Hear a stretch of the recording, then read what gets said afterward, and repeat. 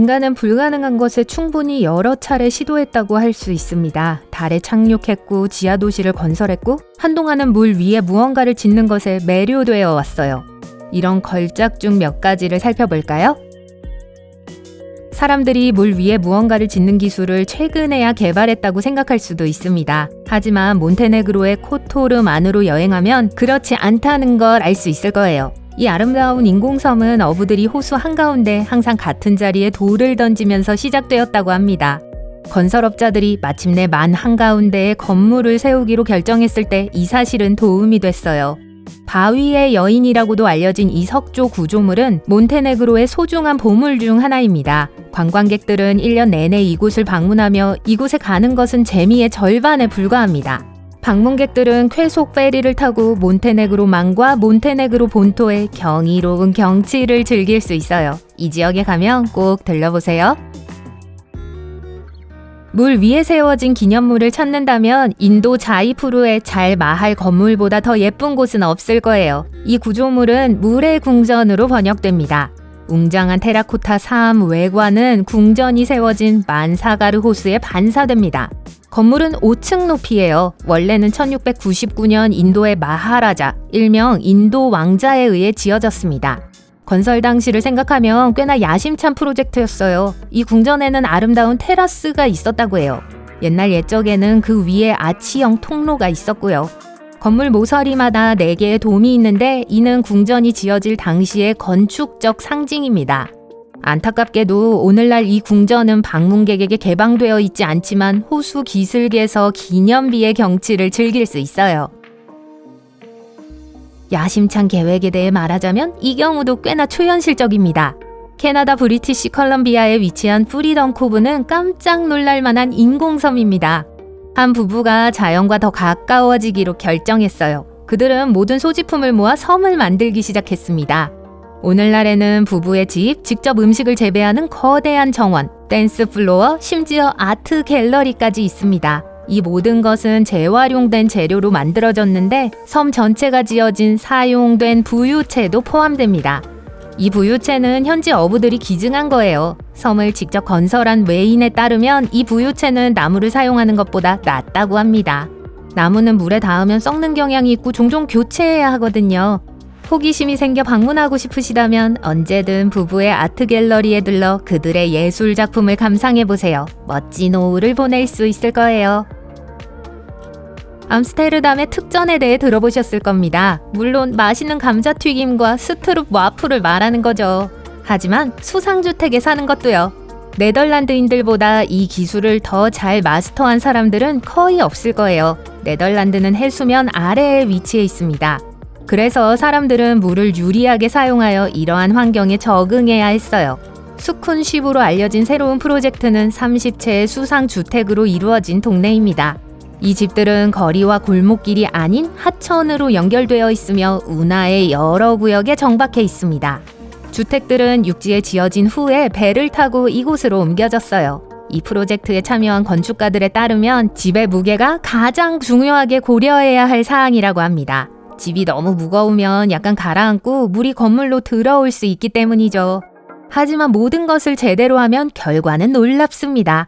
집주인 중 한 명에 따르면 물 위에서 사는 것의 좋은 점은 자연과 조화를 이룬다는 점이라고 합니다. 처음에는 생각하지 못할 수도 있지만 물 위에 살면 물이 빛을 반사하여 생활 공간에 많은 자연광이 들어옵니다.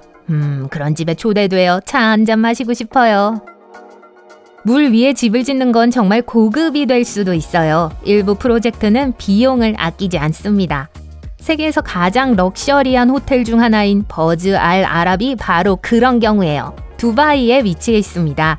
이 호텔은 주메이라 해변 해안의 인공섬에 서 있어요. 274m가 넘는 인상적인 다리를 건너면 도착할 수 있어요. 호텔이 물 위에 지어졌다는 사실은 그 사진을 더욱 아름답게 만듭니다. 하지만 건축가들은 이 걸작을 지을 때 더 기발한 것을 생각했습니다. 주의 깊게 보면 건물의 모양이 배의 돛을 모방하고 있어요. 이 독특한 호텔의 건설은 5년이 넘게 걸렸으며 여러 분야의 국제팀이 주도했습니다. 56층짜리 이 건물을 짓는데 2조 원이 넘는 비용이 들었다고 해요. 이곳에서 휴가를 보내려면 하룻밤에 약 200만 원을 지불해야 합니다. 어떤 사람들은 물 위에 건물을 짓는 것이 하나의 삶의 방식이라고 말합니다. 예를 들어 포틀랜드 출신으로 수상주택 건설 회사를 소유하고 있는 마크 에브는 1988년부터 수상주택 건설을 현실로 만들어 왔습니다. 그는 물 위에 집을 짓는 것이 환경 파괴 없이 지속 가능할 뿐만 아니라 라이프 스타일에 따라 실용적이라고 믿습니다. 마크 자신도 서핑을 즐기기 때문에 물을 집의 뒷마당으로 삼는다는 것은 꿈만 같은 일이었어요. 마크의 회사인 에븐 건축에는 미국 전역에서 문의 전화가 쇄도합니다. 사람들은 자신만의 맞춤형 수상주택을 갖고 싶어 해요. 하지만 물류는 이런 식으로 작동하지 않는다고 마크는 말합니다. 그래서 운이 좋은 포틀랜드 거주자만 그에게 집을 주문할 수 있죠. 2층짜리 수상주택을 전국으로 옮기는 일이 얼마나 복잡한지 생각해보면 이해가 됩니다. 물로 이동하는 것은 너무 위험하고 항공으로 이동하는 것은 너무 비쌉니다. 하지만 이 아름다운 집을 보세요. 어떤 사람들에게는 이러한 생활 방식이 라이프 스타일인 반면 또 어떤 사람들에게는 필수적입니다. 어반리거라는 덴마크 기업이 바로 그런 경우죠. 지속적으로 상승하는 학생 거주지 가격으로 인해 학생들은 도심 근처에서 생활하는 것이 거의 불가능해졌습니다. 해결책은 다소 의외였어요. 도시를 확장하면 어떨까요? 바로 물로요.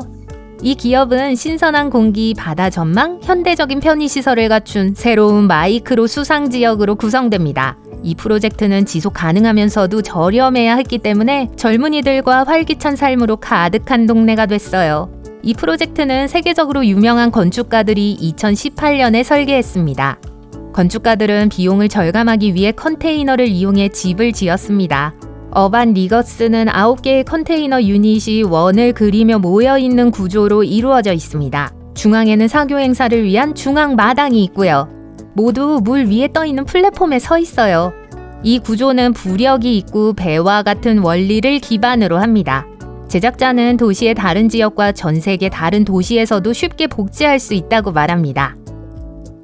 물 위에서 사는 것의 특권 중 하나는 물 아래에도 살 수 있다는 것입니다. 떠다니는 해마를 소개해드리겠습니다. 주거용 보트에 대해 들어보셨을 거예요. 하지만 여기에 약간의 고급스러움을 더하면 이 집처럼 멋진 물 위에 떠있는 집이 탄생할 거예요. 이 수상주택은 두바이 연안에 건설된 130채의 비슷한 주택 중 일부입니다. 가장 좋은 점이요? 침실이 가장 낮은 층에 있어서 파도 아래에서 잠을 잘 수 있다는 점이에요. 그리고 이 집들은 산호초가 내다보이는 커다란 창문을 갖추고 있어요.